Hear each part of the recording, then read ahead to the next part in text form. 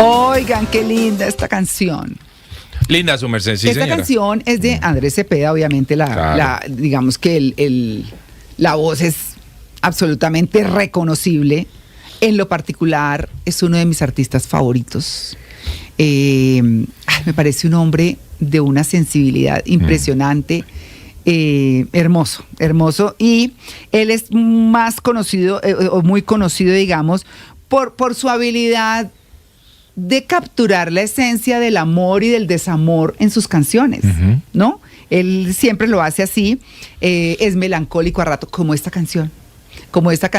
Y esto tiene que ver, El Equivocado, se trata de ese hombre que está enamorado de una mujer que para él es perfecta, pero que no lo merece, que él sabe que no es el adecuado. Y como hoy estamos hablando de peleas, imagínense ustedes las peleas, y digamos que en el video muestran mucho las peleas, la letra es hermosa, y en las peleas él dice: siempre te mentiré, siempre te diré que te amo, siempre te diré que... O sea, siempre está en las mentiras, y ella lo coge siempre en las mentiras. O sea, le falla, no es fiel, o sea, no muchas cosas. Y lo más tremendo para él, y por eso la letra es, el título es El Equivocado, porque él ve que es una mujer maravillosa y él no es capaz de corresponder y de ser la persona que él necesita. Entonces, 1000 peloteras, 1000 cosas. Claro. Entonces ella tiene un accidente en una pelea de esas en las que él le miente, y después se la reencuentra con un esposo y sus hijos. Y él echa para atrás la película y dice: uy, ¿no? O sea, los encuentran al final del video en ese restaurante en el que están juntos. Sí. Y ella viene, lo saluda, lo abraza, como me acuerdo, ¿no? Pero se va con su esposo y con sus hijos. Claro. Entonces, una mujer enamorada del equivocado.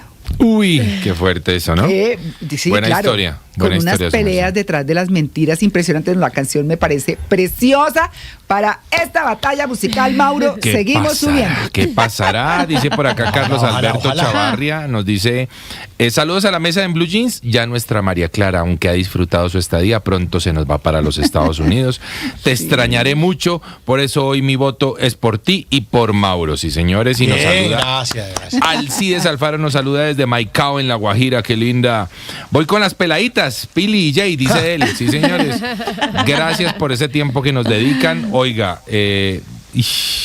grueso favor el que hizo el señor J Balvin al team de Mauro y María Clara, hay que decirlo. Sí. Porque ahora la cosa está 54-46, señores y señores, y acaba de voltear estos resultados. Muchas gracias a J Balvin. ¿Quién es 54? ¿Nosotros? Sí, usted. Claro. Mauro. Subimos gracias a que pusieron la canción de J Balvin y la gente dijo: no, chao. Tranquilos. No me vuelvo Es que no les gusta el reggaetón. No les gusta, pero... No, pero es que no se trata del reggaetón, no del género. Sí, usted echó una ya buena que historia. Alrededor de Usted echó una buena tema del historia. día, que son las peleas, no volver a pelear. Claro. En todo caso, 54-46. Bueno, esto va en la mitad. Pero ojo con esto, Mauro. Señora. Mauro, que sí. Conmigo estamos los dos en el equipo. Empezamos en la peor paliza jamás registrada. 80-20, sí, señora. 80-20. Pero jamás registrada. Sí. Pero también en la escalada jamás registrada. Sí, señora. Claro. Sí, señora. Muy bien, es culpa mía, perdón. La idea es dejarlos 80-20, María Clara. Dejemos las 80-20. Dejemos las 80. Canción de Pili. Tranquilo, vamos a ver. Tranquilo. Sí, señores, esto va por la mitad. Bueno, ya lo saben, sigan votando en nuestra cuenta de X @Blue Radio Co. ¿Sí ven?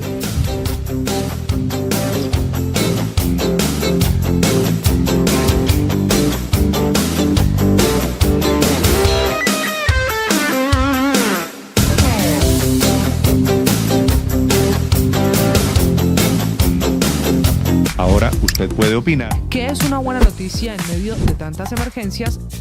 Gracias a los más de 2.100.000 personas que hoy posicionan a Blue nuevamente como la emisora número 1 de los colombianos. Es un gusto saludarlos. Gracias por escucharnos. Gracias por vernos. Esto es Blue, parte del juego. más que radio.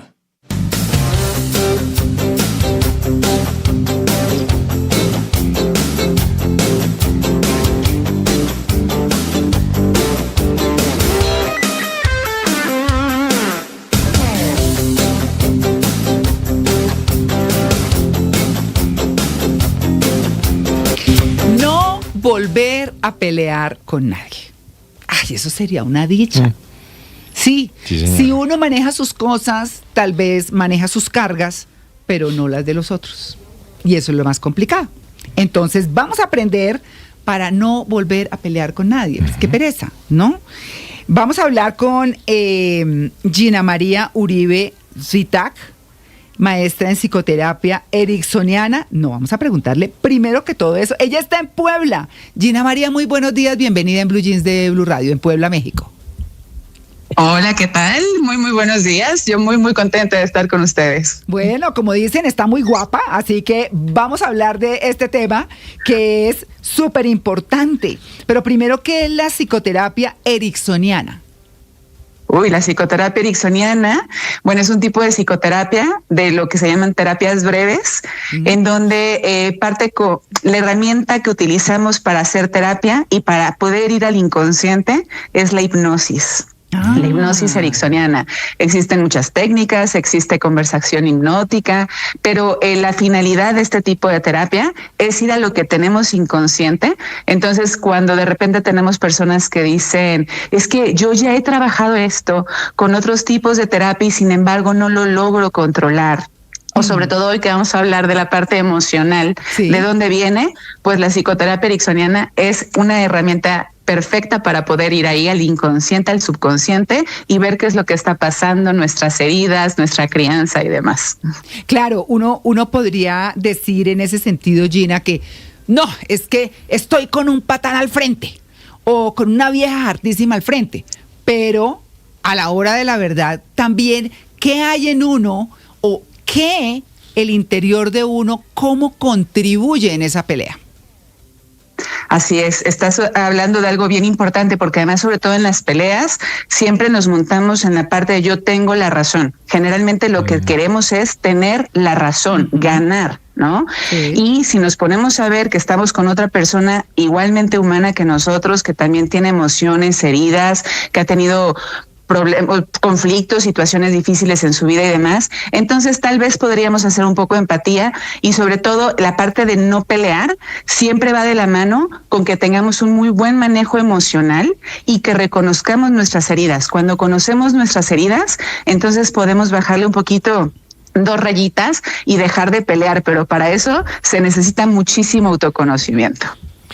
Gina, pero ¿qué tiene de malo pelear? A mí me parece chévere pelear, sí, a veces uno dice, no, sí, pues uno dice, bueno, voy a defender mi posición, entonces acá voy, porque además me parece que pelear, no sé si es correcto decir pelear, pero le permite a uno o le da a uno la capacidad de argumentar, de no sé, de educarse en un tema u otro, porque uno necesita argumentos para poder pelear. Claro. Entonces, ¿qué tiene de malo pelear?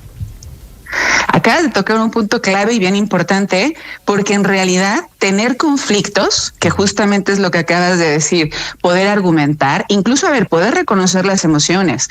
La pelea viene muchas veces desde el enojo y decir, no, yo nunca me voy a enojar, yo creo que sería como antihumano, ¿no?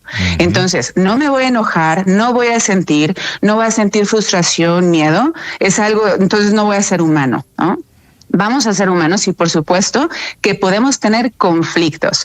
Creo que la diferencia es tener un conflicto a tener una pelea, porque tener un conflicto implica sentarme, argumentar, decirte no estoy de acuerdo, tener pausas, decirme tal vez ahorita en este momento no puedo continuar con esta situación porque estoy sintiendo cosas que te voy a empezar a gritar, a ofender o demás.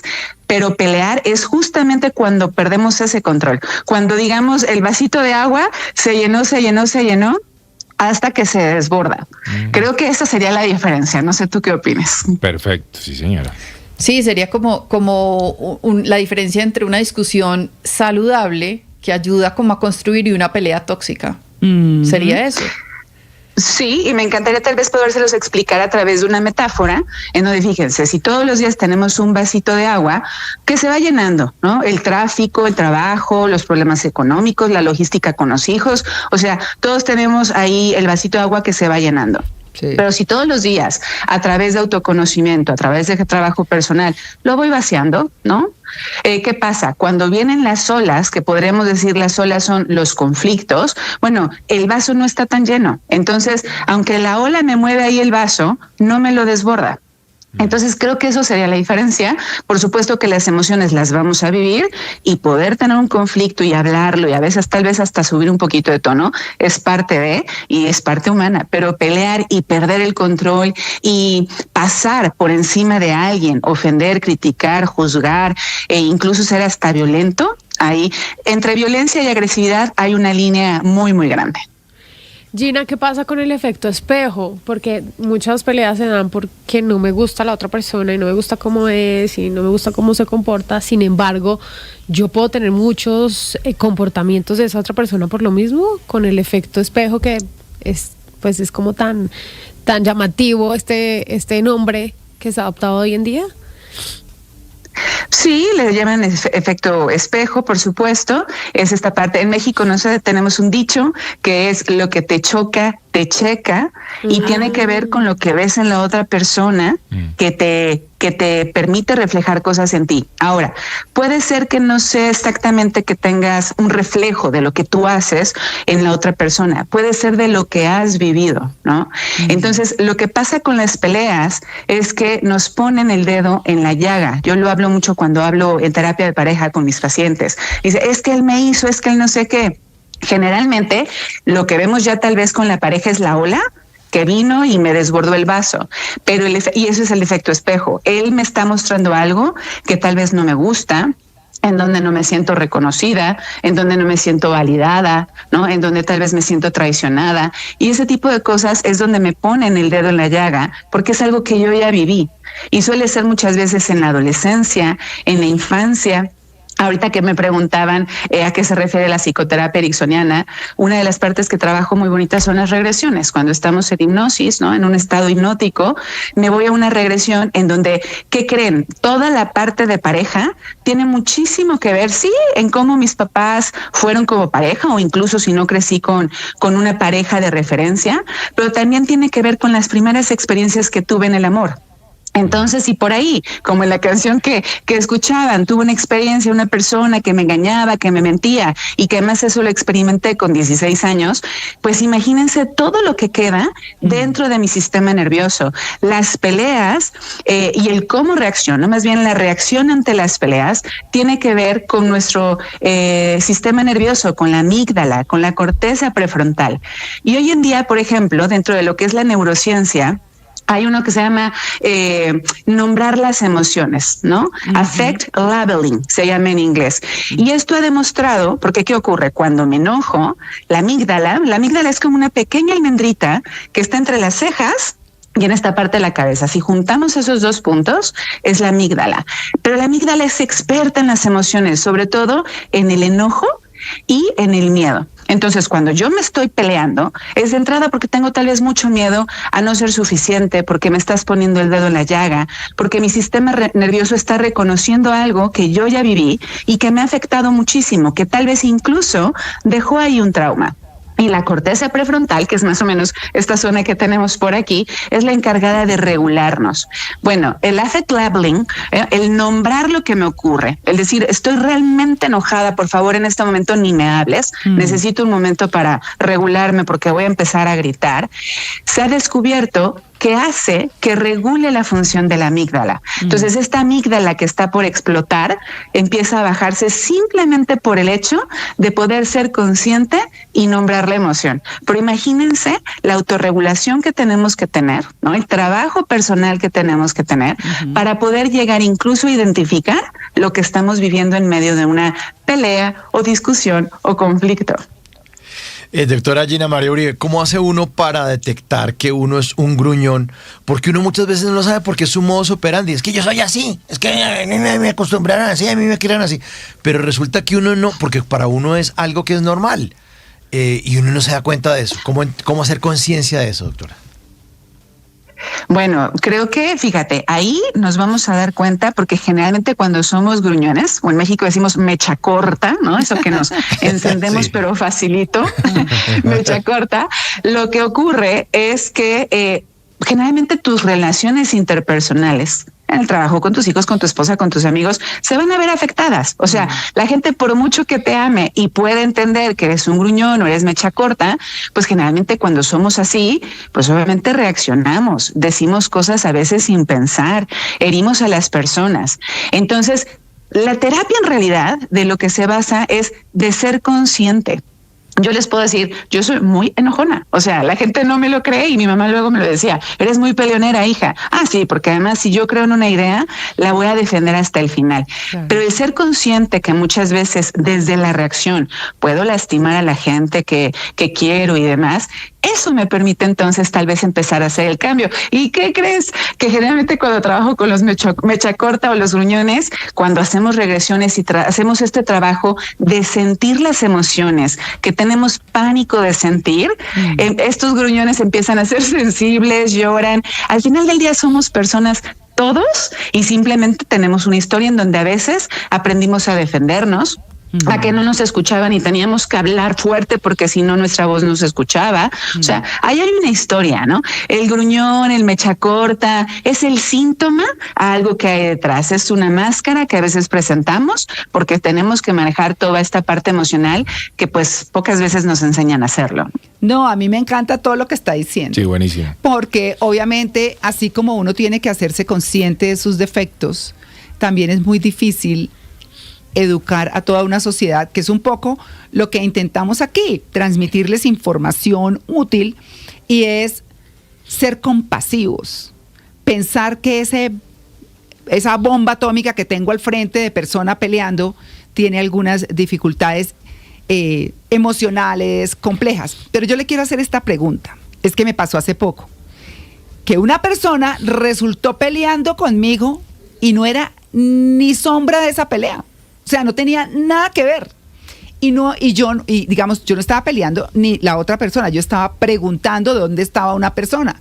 Y de pronto esa persona se dio como por aludida y se pegó una explotada tan horrible que yo dije, pero es que no es contigo. O sea, ¿qué pasó? ¿No? Y eso fue terapiada, sacudida, no sé qué. Yo dije, no. O sea, no lo recibí, no me lo tomé personal. Dije, solucione su problema, mijo, porque el tema no es ni con usted ni nada. Entonces, esas personas que se meten en las peleas que no son de ellos y ni era pelea, ¿qué? ¿Qué pasa ahí?